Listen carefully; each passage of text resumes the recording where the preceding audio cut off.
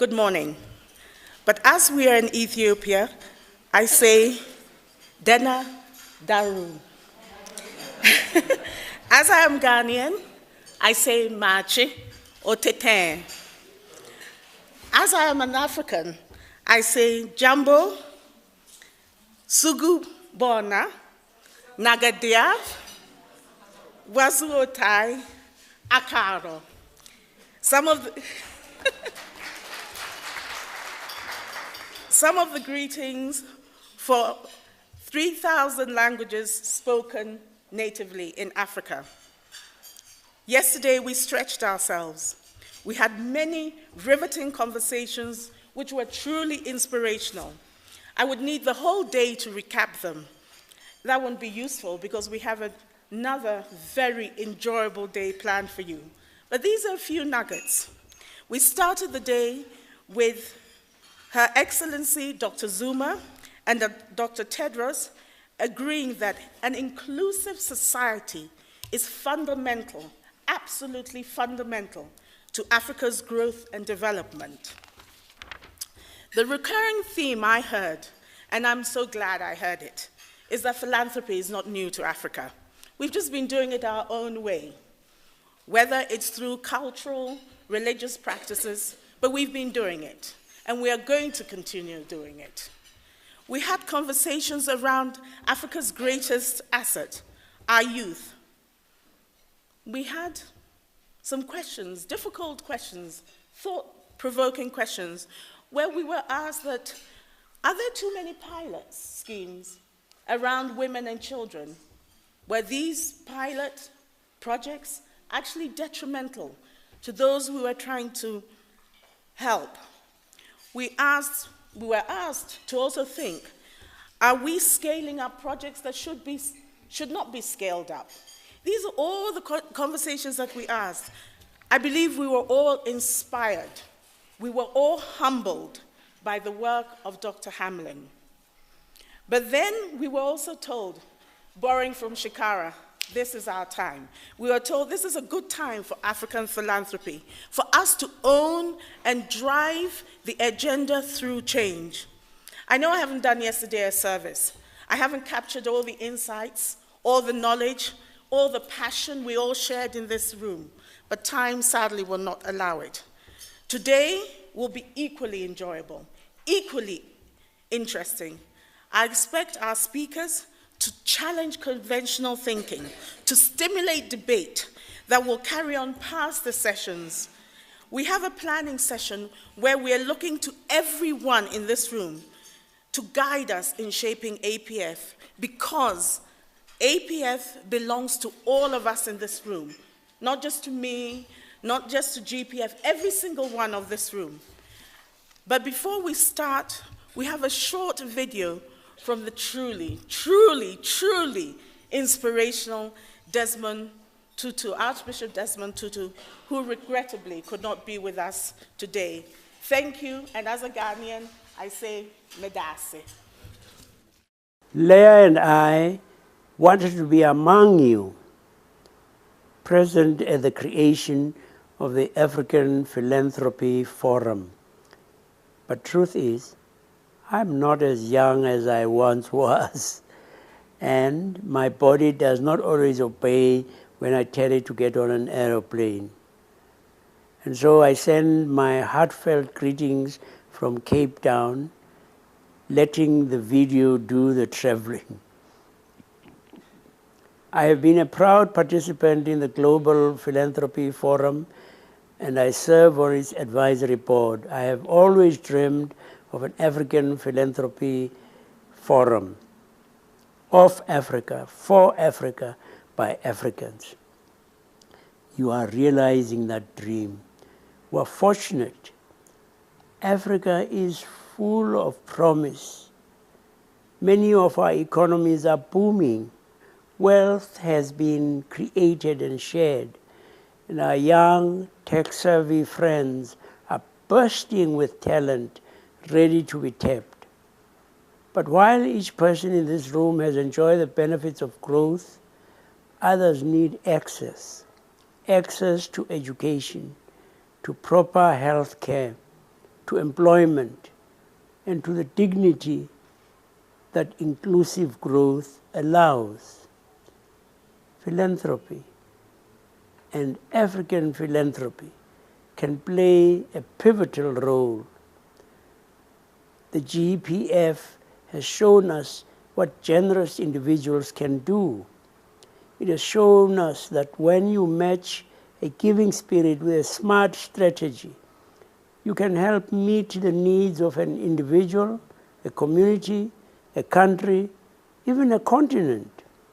You who are gathered in Addis Ababa were invited because you are caring, ethical leaders who are making a difference. Together, you can make a larger difference still. You can serve as models to others wishing to have impact. You can mentor up-and-coming leaders.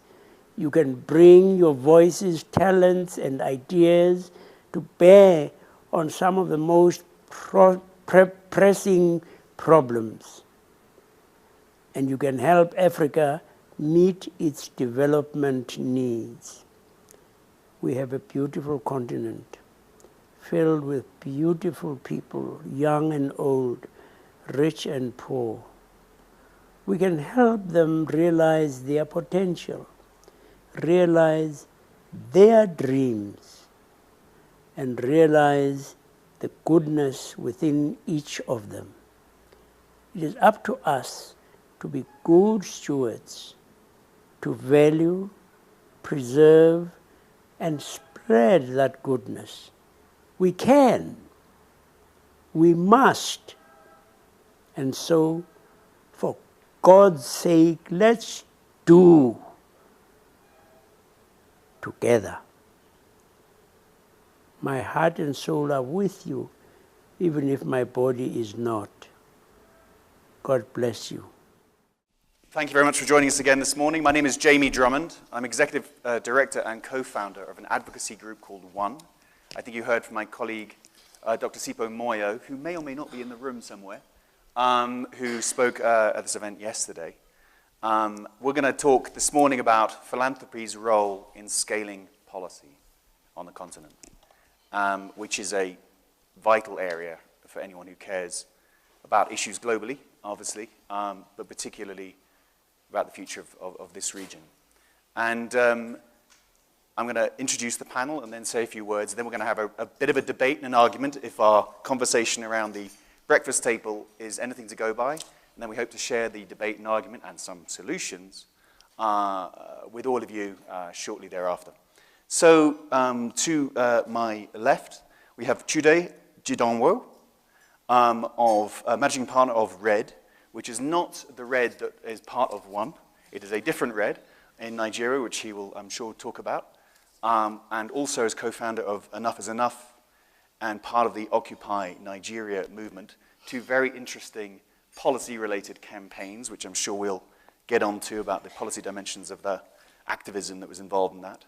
And Nkosana Moyo, who I'm sure many of you know, Executive Director and founding chair of the Mandela Institute for National Development Studies, and also formerly at the ADB, where he was COO and Vice President, and Jenna Scott of the Liberian Philanthropy Secretariat in the Office of President of Liberia.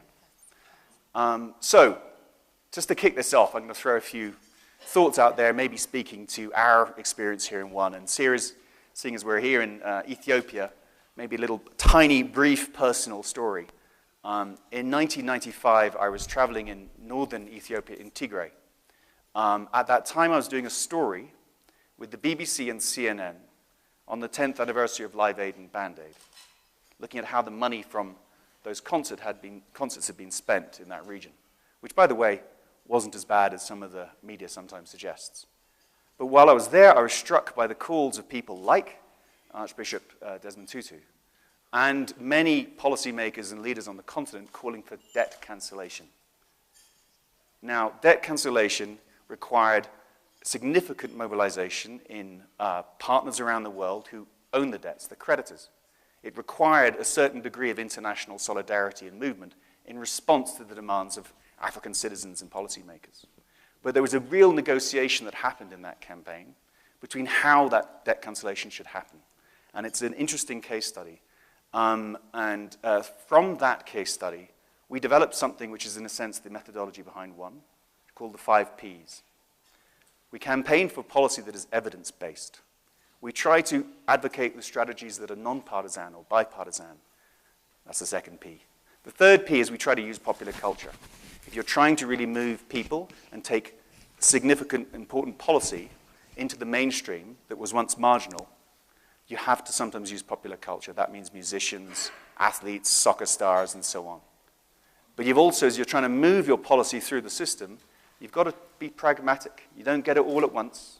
But the 5th P, and His Grace represents this best of all, is you've got to be prophetic. Why were you doing this in the first place? And that debt cancellation campaign was actually a biblical injunction for debt cancellation for the year 2000, which moved a very unusual coalition of faith groups, as well as Marxist academics who are highly atheist, into a campaign together that Bill Clinton called a very big tent. And we've been using that sort of evidence-based policy, bipartisan politics, pop culture, pragmatism, and a prophetic. I know that sounds pretentious and pompous, but you've got to keep that in the room to remind yourselves why you're doing the negotiations in the first place and don't sell out.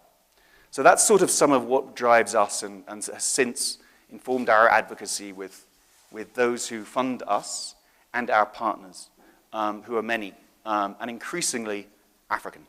And I think the evolution of African philanthropy funding advocacy on the continent is one of the most fantastic things that's happened. And I hope we're going to talk about what is the appropriate mix of funding from within the region, plus support from outside of it, for the scaling of African-owned ideas, and when do they get swamped because of the overbearing nature of international support, and how does that get properly negotiated?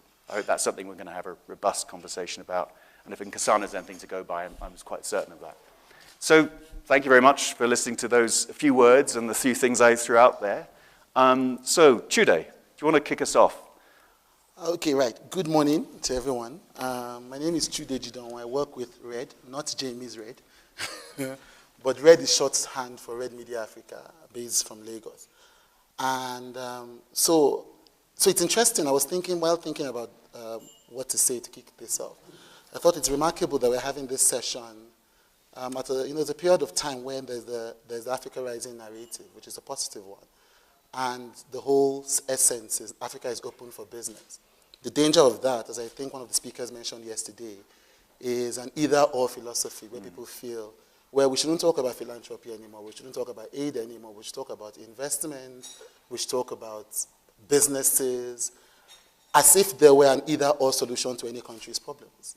And I find that it's important that we are driving this in the mainstream at this time. So in terms of how philanthropy can drive smart policy, I would use a lot of Nigerian examples, because that's my peculiar experience. So there are the obvious examples. The Minister of Communication Technology in Nigeria said just last week, I mean, it's a popular thought, government innovation is an oxymoron. It's either government or innovation. So many people who want to drive innovation nationally or on any issue look at a problem, they want to solve that problem, and they think, well, the government is not going to get this done, so can I find somebody with the funds to get this done? Just simply the obvious example. And there are many examples of this in Nigeria. I know that the Tony Elumelu Foundation, and the rep is here, funded the National Competitiveness Council last year. So it's simply, this has to be done. We need to drive competition. The government doesn't look like it's going to move fast enough, even if it has the best intentions. So we're just going to find the money, find the CEO, fund this organization, and get it done. And there are a lot of examples. It's great that Dr. Pate is here, former Minister of Health in Nigeria. So something that is interesting that is being done in Lagos now, in Nigeria now, is a private sector health alliance. And it's a Bill Gates-led initiative that goes into Nigeria, calls everyone who has more than a few billions together and says, look, how can we drive more active private sector participation in the health challenges that we face? And we can wait for a while for government to get around to this, but then there are all kinds of bureaucratic challenges to face. Can we find the money? Can we fund this idea? Can we save lives in the immediate? And can we drive a change in government policy in the ultimate? And in the past 6 months, you know, they call it the PISHAN, you know, not the best acronym. But the PISHAN has done active work saving lives across Nigeria in the north. You know, all these great ideas with telecoms companies using their networks, using Coca-Cola's networks to make sure that immunization materials get to the farthest parts of the north as soon as possible. It's incredible work. And so it's really, we are not going to wait. We're just going to get it done. So those are the most obvious examples. And then there's the other examples of people, things like Occupy Nigeria, which is, look, there's so much corruption. We can't wait anymore. You know, we just need to do something, especially at the time it was fuel subsidy. You know, it had been removed, a lot of opaqueness in the oil industry. And a lot of people thought, look, we have to drive attention to this issue and change, if not policy, then at least government's body language towards corruption.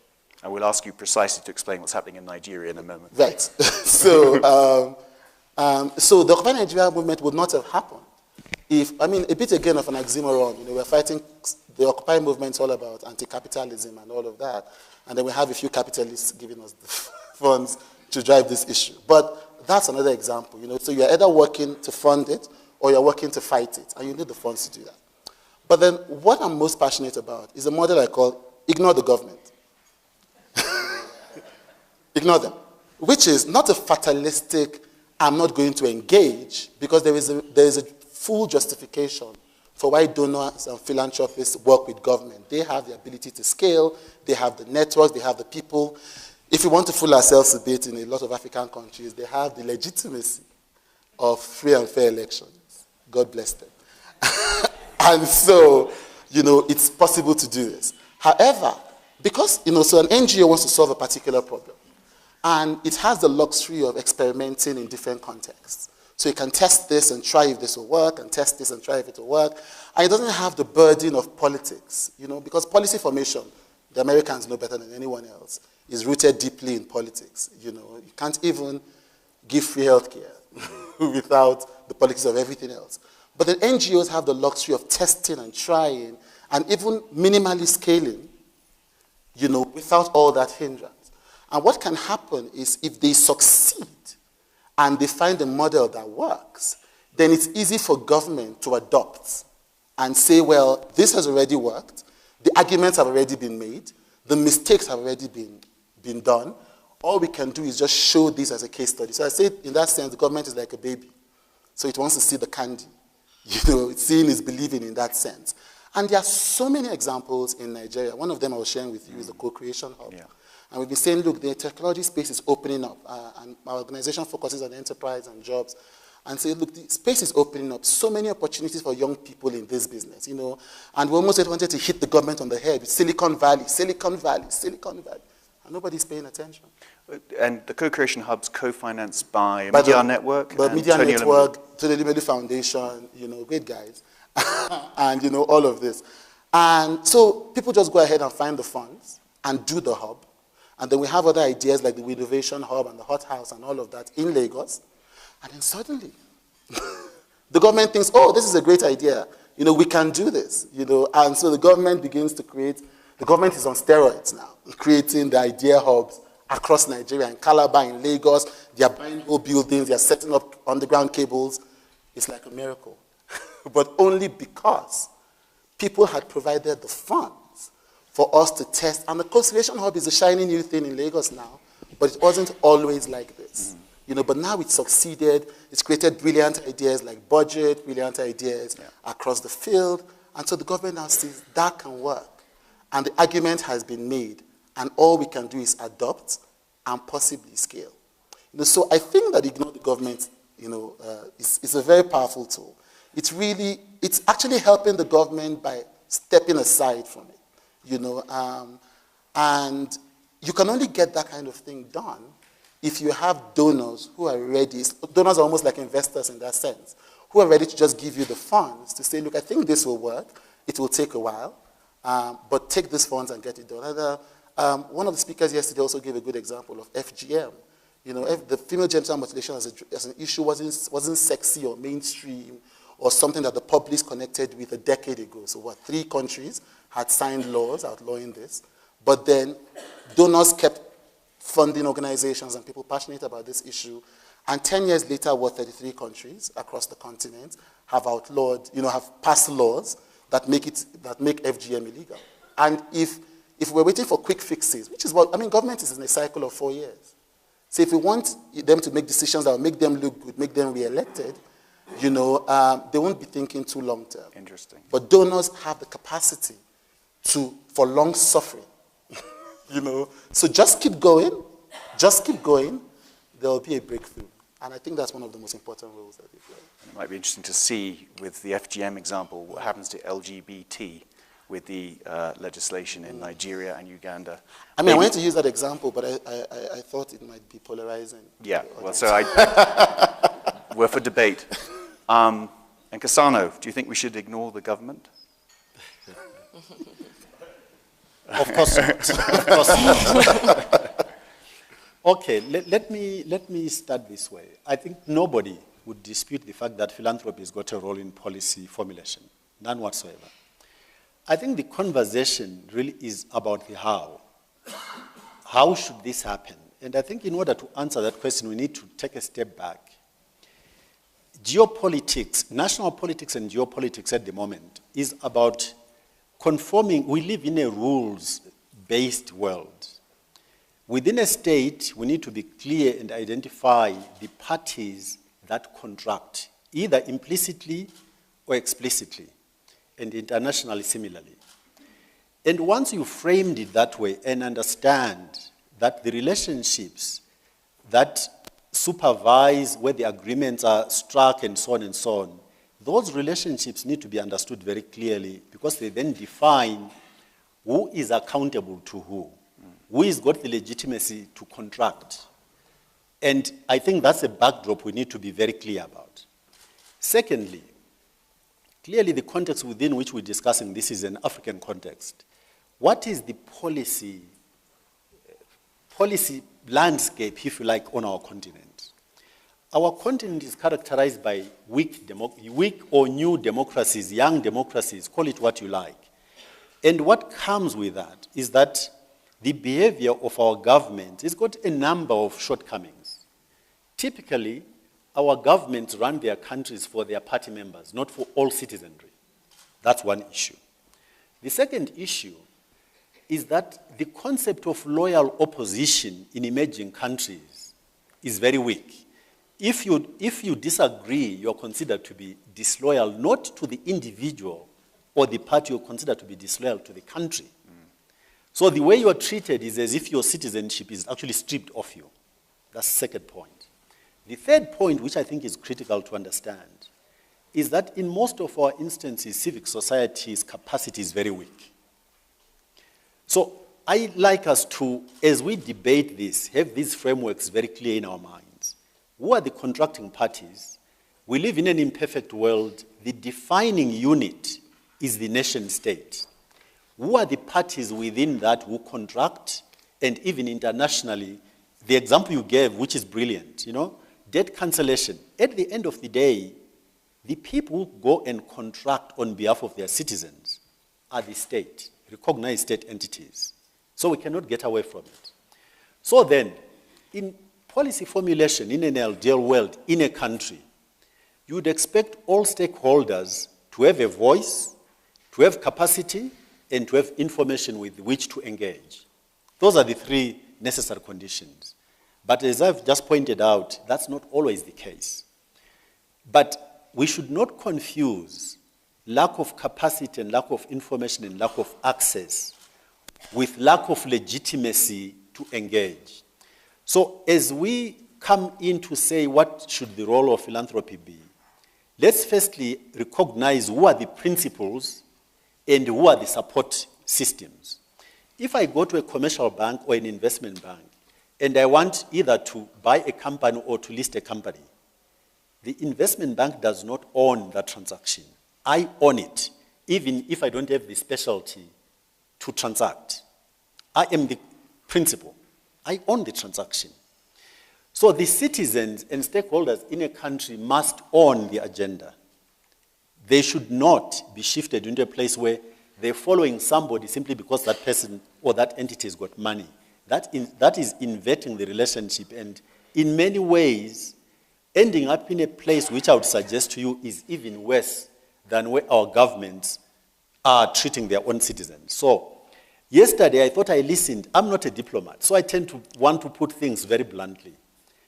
I thought I had a conversation yesterday where people were talking past each other, either deliberately or because of political correctness, I'm not sure which. Yeah? So here is my take on this.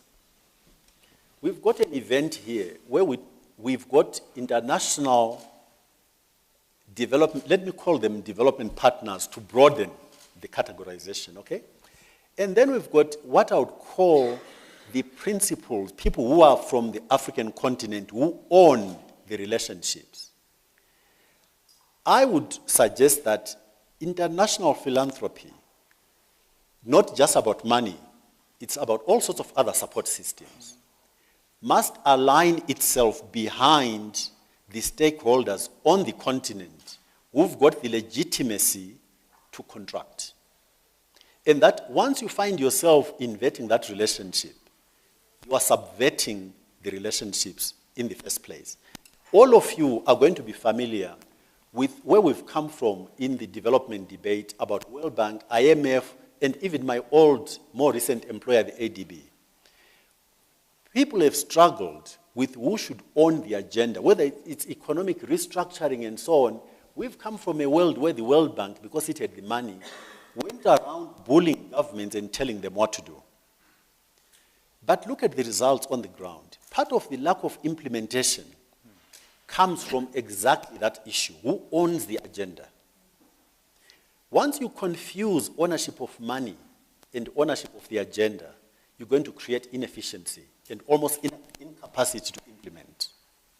So, absolutely, role for philanthropy, but let's be very clear about the architecture of how the relationships happen. So let me just finish on one other thought. I have come from the world of private equity. And in private equity, when you go raising money, it's a fascinating issue. You have to make a choice out of two possibilities.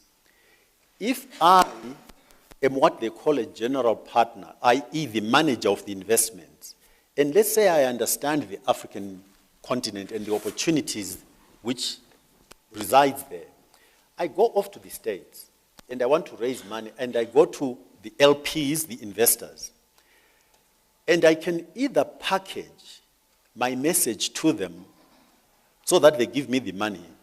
So in other words, I structure my offer to them by first understanding where their own appetites lie.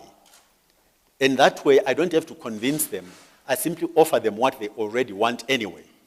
Or I go with a conviction that I understand the African market better than they do. And so I can explain to them why there is an opportunity, why it's sustainable, why it will make them money. And I accept that some of them will buy into the story and others won't. And I'm quite happy with it. I go along with those who buy into the story, and I leave those who don't buy into the story behind. Now, my observation, this space is very new to me.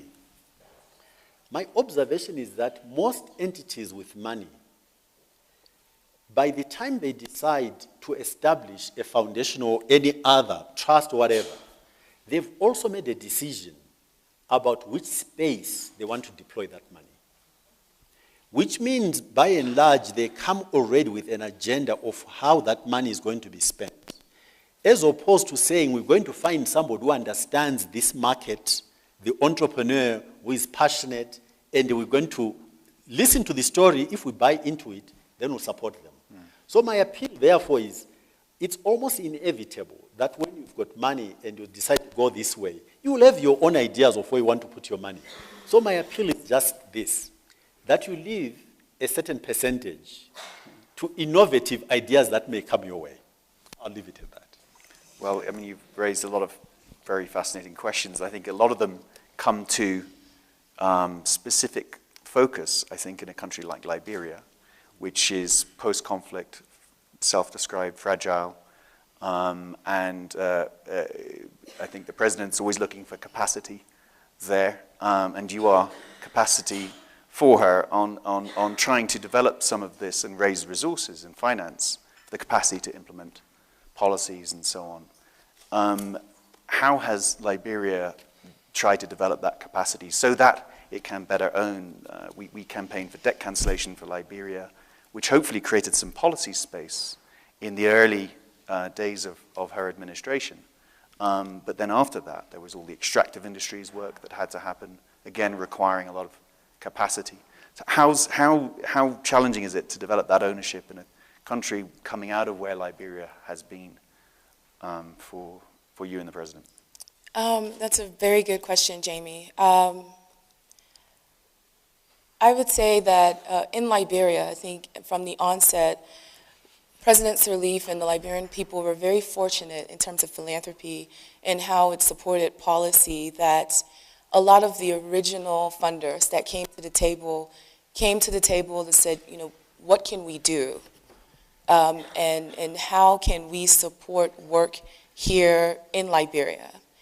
And that has helped us, you know, be very successful in pushing policy initiatives. And that was the role that philanthropy played. On the larger scale with our development partners, it was still the traditional struggle that he spoke about, where the policies have already been pre-drafted and pre-described. I'll give an example. We were discussing it this morning about the electrical situation in Liberia. Earlier on, the Liberian administration and everyone agreed that the way to maintain the peace is to really focus on social issues, healthcare, and education. And you know, we quickly saw that unless other major issues were addressed, the initiatives and the interventions that were happening in healthcare and education were not being realized.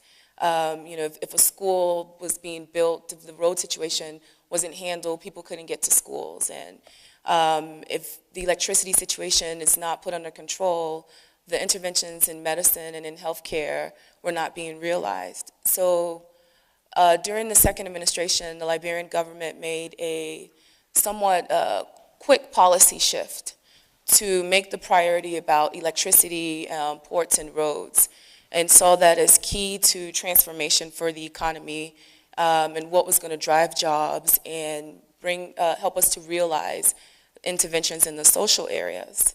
Naturally, our first step was to go to our natural partner, which is the U.S. government, and tell them and advocate for this and garner their support. And the U.S. Embassy and the USAID said, no. The focus for Liberia is education. And they provided the government and wrote all these articles about why it was important and presented great policies and great data. But the Liberian government really stuck to this one. Last spring, President Clinton visited Liberia. And as all world leaders do when they come to visit and important people come to visit, they take the elevator to go up to see the president on the 6th floor of the foreign ministry. And due to our electrical challenges, the generator went out. Well arranged.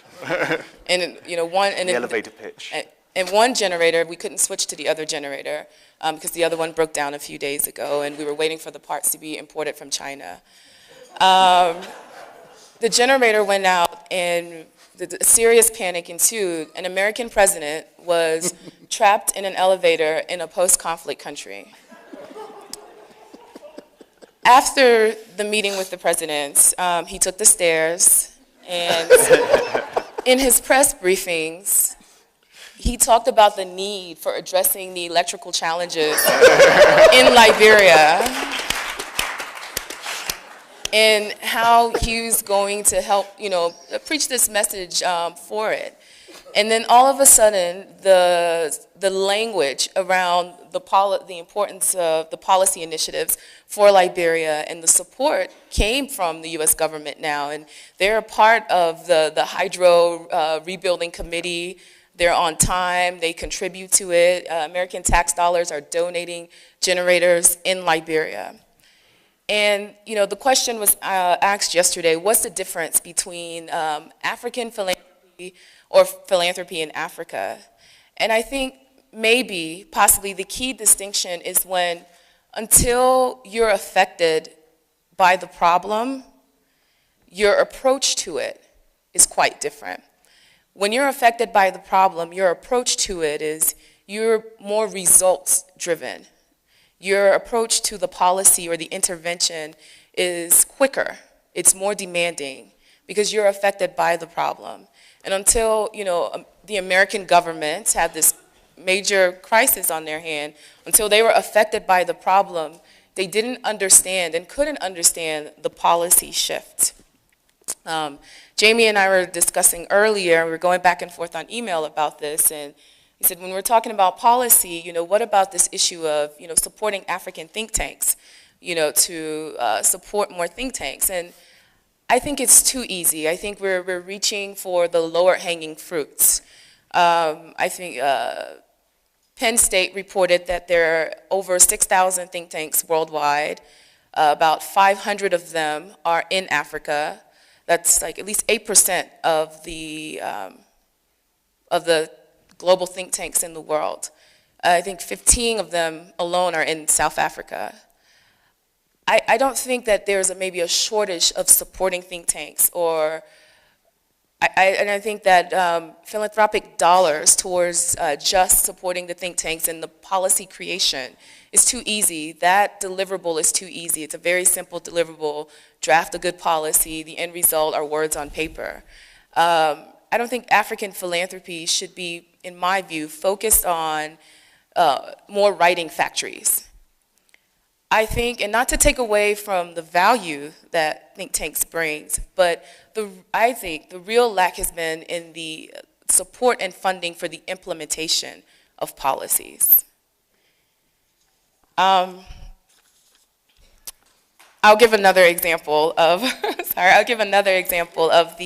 one of my favorite example of philanthropy in Liberia, and in my view, philanthropy in Africa in general. And I'm careful to say the name of the foundation because I don't want to point to the amount of dollars or the big name that's behind it, but just the way their intervention came in.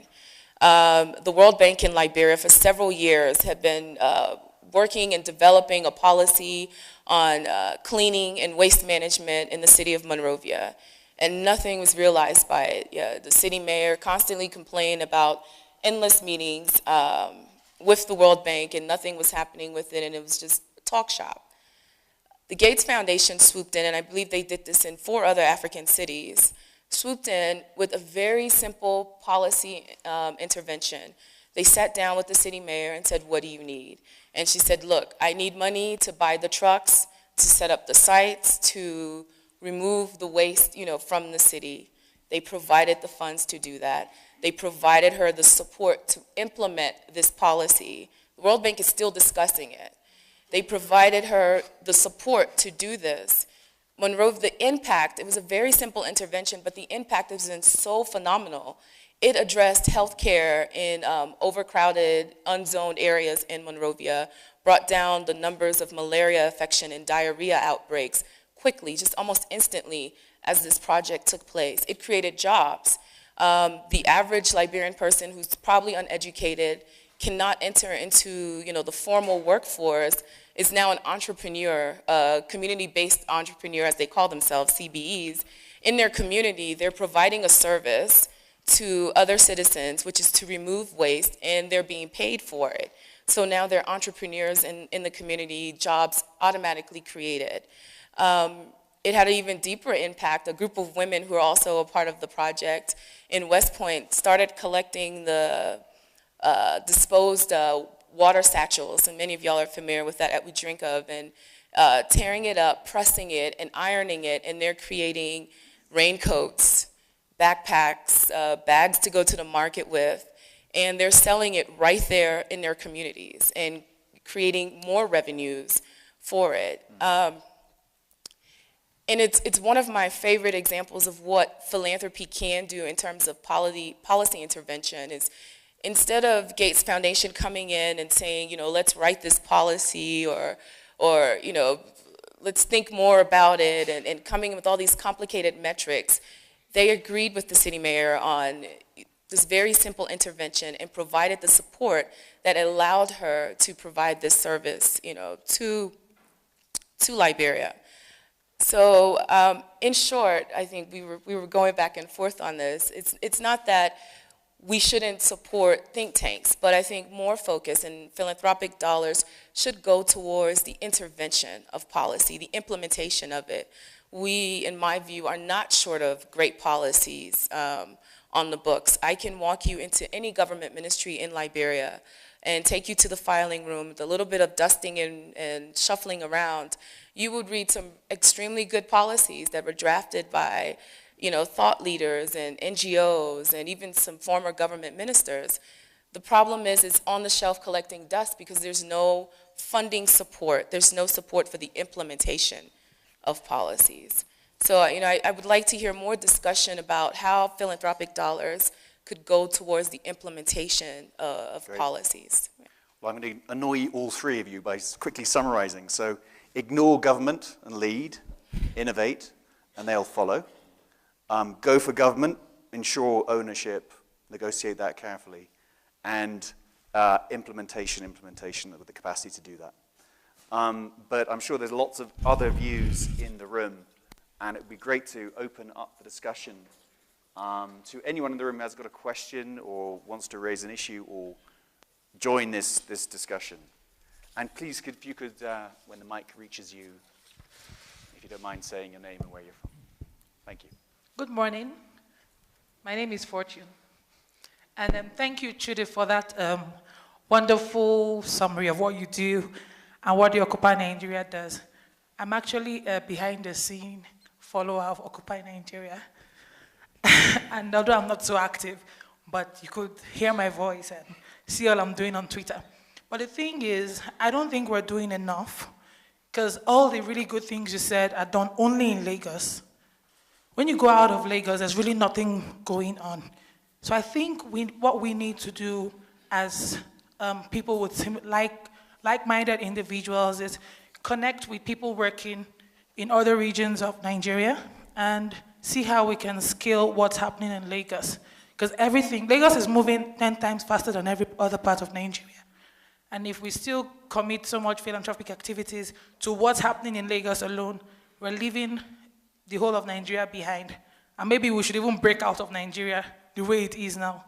So let's see if we could kind of like amalgamate our thoughts, adopt what we're doing, and scale to other parts of Nigeria. And that's why this philanthropy forum is really good. We could rub minds, we could work together, we could adopt policies, and then bring together other people that are working in other parts of Nigeria, bring them together and do the same thing in other places, and let's see how the idea goes. Thank you. Thank you. Chude, maybe you could pick up on that, but just briefly, we, with some support from the Tony Elumelu Foundation, are setting up an office in Nigeria to look at an area that could take various aspects of growth out of Lagos, which is agriculture. And there's been many promises regarding investments in agriculture in Nigeria and around the continent. And you mentioned your budget as one of these innovative solutions incubated at the Co-Creation Hub. And they are working with our Africa team, and SIPO, Dr. Moyo is here to talk more about that. And it's been very hard for us to find out what's going on in the Nigerian agriculture budget.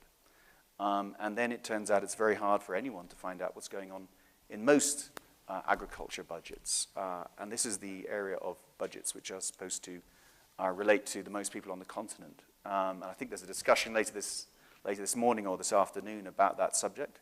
But that would strike me as an area for catalytic philanthropic investment, which is understanding what's happening in these budgets and transparency and accountability of budgets, where they impact citizens the most. But do you want to touch on the Nigerian? I don't think there's much to touch on. I mean, so she's giving me the charge. But I mean, essentially, so first, the Occupy Nigeria movement is a huge movement. So it's a small piece of 1 million pieces. But again, it also underscores, like he was saying, the imperatives of philanthropy in a society like ours. So I was talking to somebody who works in an NGO called Sight Savers yesterday, and he was talking about the things that they are doing in the north. They've basically ignored Lagos and all those other urban centers and they're focusing on underserved communities in the north. And speaking about setting the agenda before they step in, if you was talking to government, if government was driving innovation, driving activity, there is a case to be made for centering in Lagos or cities with huge numbers. It takes people who have other imperatives based on their experiences working in other communities outside of Nigeria to say, well, it's good that people are focused on Lagos because it has 20 million people and all of that. But then what about the people who are underserved? What about the people no one is paying attention to? And again, I always say, well, you just pick a spot and you start digging. You think of where you can have the most impact, where you have a deeper understanding of the issues, and you hope that as you're doing your bit in this section, that other people are doing their bit in other sections. So the imperative is, so you're right, there is an imperative to go outside of Lagos. There's an imperative to drive issues wherever there are human beings, but then essentially people must work from their positions of, I think, strength. So, but then, again, you are completely right. We should go out of Lagos. So, can I just come into... Sure. Yeah. And then, you see, there is a danger here. There is very interesting expression you used. Mm-hmm. You hope other people are doing their bit elsewhere. Running a country is like manipulating or putting together the pieces of a jigsaw puzzle. And there is no way you can hope that other people are doing their bit. The planning has to be such that you've taken account of all the other bits. You've understood the deployment and prioritization of resources in such a manner that the total system's integrity is maintained. And therefore, there cannot be a statement like, you hope that other people are doing their bit. Because and I've found that, because I spent a bit of time in cabinet, and it is precisely this approach that African governments employ, and the reason they employ it is because, quite mistakenly, the head of state wants to play games. So he or she negotiates with each minister, as opposed to it being a cabinet-owned total plan. So the bits and pieces are completely disconnected. And at the end of the day, they do not make sense. Right. Yeah? So there should be an understanding that it's like a football team. You cannot say the goalkeeper can do his own bit and everybody else do their own bit, and I just hope that the bits will come together. There has to be a game plan, a total game plan. Second point I would like to come back to. My observation in the interventions of development partners is that when they come into African countries, they take the sexy bits, which are short-term, which create incredible distortions to our economies. Let me explain. Most of what is sexy in development intervention are things which do not strengthen the economy, are things which are recurrent expenditure, like health and schools. But guess what it does? It actually weakens the state's own capacity to now support these things. So if a donor comes and builds a school, and your own economy has got no capacity to run those schools and pay the teachers and so on, and the donor walks away, what then happens? So if I was running a country, I'm very clear of what I would do. I would relegate, cruel as it may sound, life is based on the principle of you sacrifice today in order to get returns tomorrow. There is no difference in any aspect of life you look at. So I would be very clear. I would create a strong domestic economy which allows me to use my own economy to carry the burden of running its social services. I would not allow development partners to come in and expand the social services to a point where my own economy cannot support them. I just wouldn't allow it. I would not accept the money. Interesting. When we campaigned for debt cancellation, it freed up a lot of resources that were arguably the country's already. The gentleman at the back with the tie, and then lady over here. And maybe if you could all say your questions now so we can get a bundle in, so all three of you in sequence. Thanks. Okay. Good morning. I was really reflecting on the three presentations. And I thought what was interesting is the divergence. But let me say my point, which is that I have a feeling that we get locked up in an either-or framework. And that doesn't really seem to move us forward. So my understanding is that the philanthropy is part and parcel of the broader civil society. And civil society is not just one block. So there will be a civil society that is going to collaborate and work with the state. There will be another civil society that would not collaborate with the state. In fact, it will be fighting the state almost on a daily basis.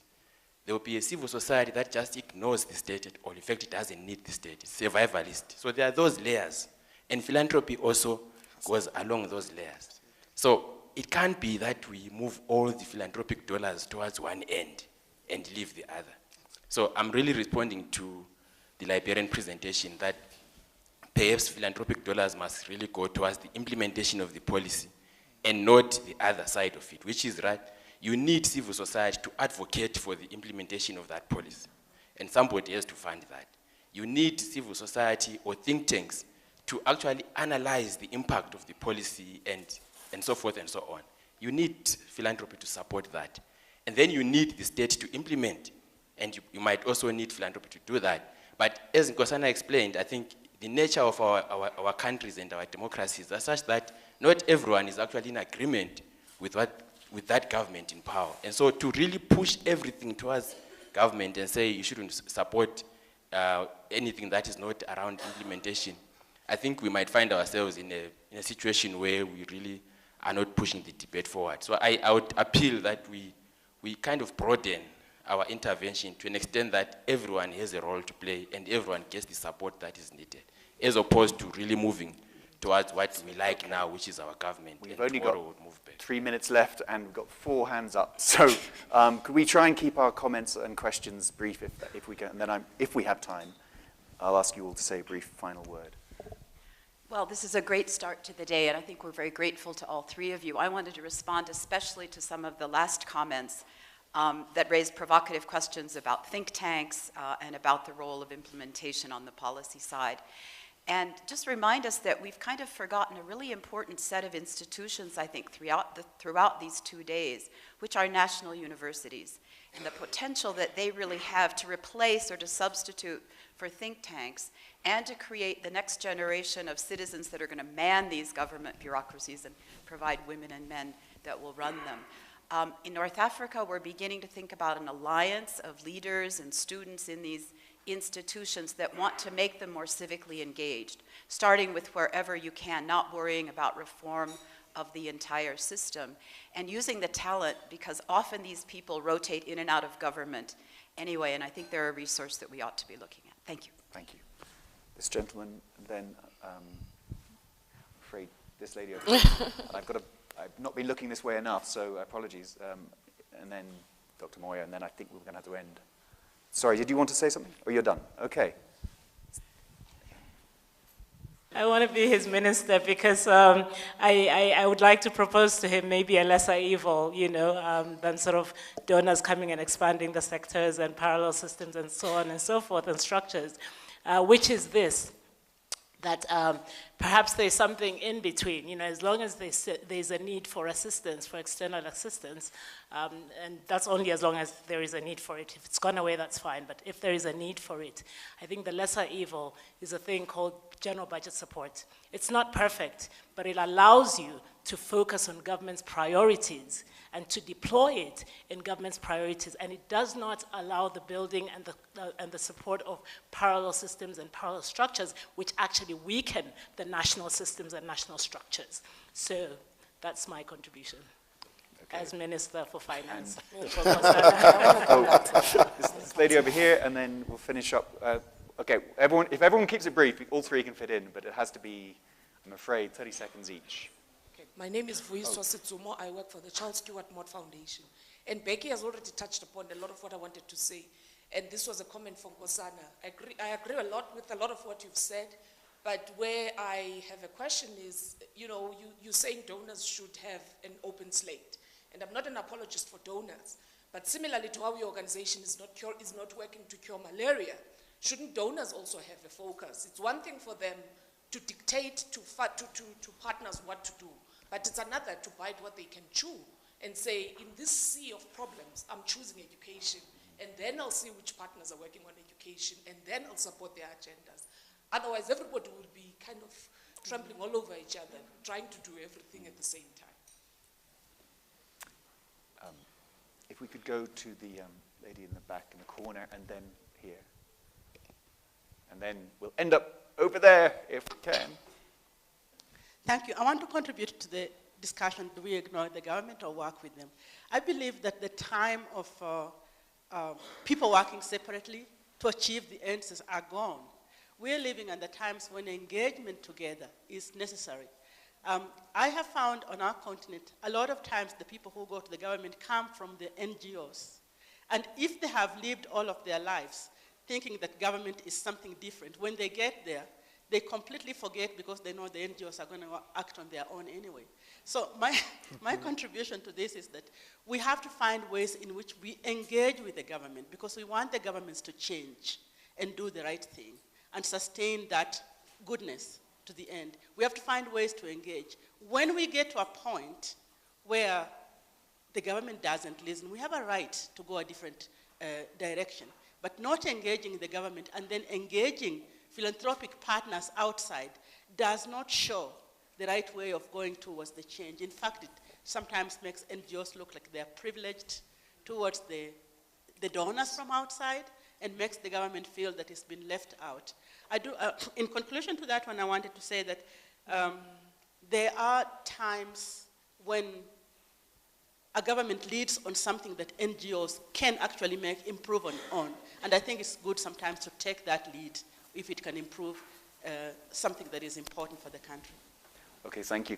If we could try and keep them very brief, and then I'm afraid I'll have to sacrifice our final comments because the stop please sign is flashing at us. But if you, 30 seconds each at these two tables, and then we'll call it a wrap.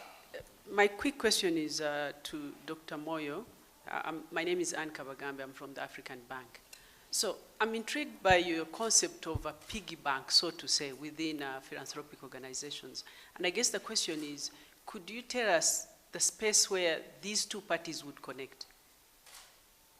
If in fact they are going to be supply-driven. Next question. Final comment, and then we're going to, seeing as you've been addressed, and with the kind permission of the APF, we'll wrap with that comment. Very quickly, number one, we have to move away from this either or. Life is never that simple, and I think it distracts us. The second thing, I'm disagreeing with you on FGM. CNN, people say if a tree falls in a forest and CNN doesn't cover it 10 times, did it really fall? FGM did not become an issue because donors put money into it. Donors put money into it because African women have been working on this in communities for decades, some of them very successfully, some of them not. Donors came in on an issue that communities had identified, not the other way around. Thank you. Right. You asked even before he goes to that, I want to say something to be very careful, you know, when we dream up this African government that you will be operating. The reality is the only reason why we're discussing philanthropy and its role in policy is the global reality that governments alone cannot meet the needs of society. They cannot meet these Millennium Development Goals that we've set for ourselves, the youthful generation that are demanding change now. They simply, their budgets, their revenues alone simply cannot meet the needs. And a lot of philanthropists have realized that their charity alone is not, able to address the issue. And the only reason why we're discussing this here today is there has to be collaboration. We have to work together to address the issue. You can't say, I won't allow, this space in philanthropy to undermine, our larger economic efforts. But I think more the language is how do we utilize philanthropy to support our larger economic efforts? And when you bring everyone to the table, truly you find out that the end goal is the same. It's just sometimes the paths that we're taking. And I think it's very important not to take the route of, closing out a very important partner, which is the money. Yeah. And every country in the world has philanthropy and think tanks funded by philanthropy. Hi, Jimmy, can I take that? Okay, 30 seconds. Just 30 seconds. No, it's important. I mean, there is an assumption. There is an assumption of 100% confidence in governments across the African continent. No, there's no assumption. There's an assumption. There's an assumption. Well, not from you. I don't mean from you. Sorry. I don't mean from you. I'm saying we need to, for instance, the imperatives that are being driven in Nigeria, for instance, are people saying, maybe we don't believe in these priorities, and we think that there are other things that we should focus on. And we're not just talking of foreign donors. I mentioned local donors. I mentioned Pishan. I mentioned Tony Elumelu Foundation. We're saying sometimes we think maybe there are issues. We are not sure of what's happening here. We're not sure of how funds are being managed. We're not sure of how funds are being distributed. And we can't do anything about that now, and we want to move fast. So can we find people, local people working in NGOs, local businessmen, anybody, donors, foreign, local, terrestrial, anybody, who can solve the problems that we see immediately? To be continued in the coffee break. Kasana, do you want to have the final 15 seconds? So, just 2 quick comments. Becky, brilliant comment, and that's what I was talking about our countries and governments, they do not give the space. So absolutely, the creation of a constructive tension is what brings us to a point where there is equilibrium and things like that. So absolutely spot on. We need to strengthen the different components of our countries to make sure that the dialogue of engagement works well. Second, I use a lot of science. I'm a scientist. In science, there is a fascinating phenomenon. If I take 2 sine waves and I combine them, depending on the phasing, I can either get additionality or I can get destructive interference. So the fact that you bring money into my country does not guarantee additionality, depending on how it's done. To be continued in the coffee break.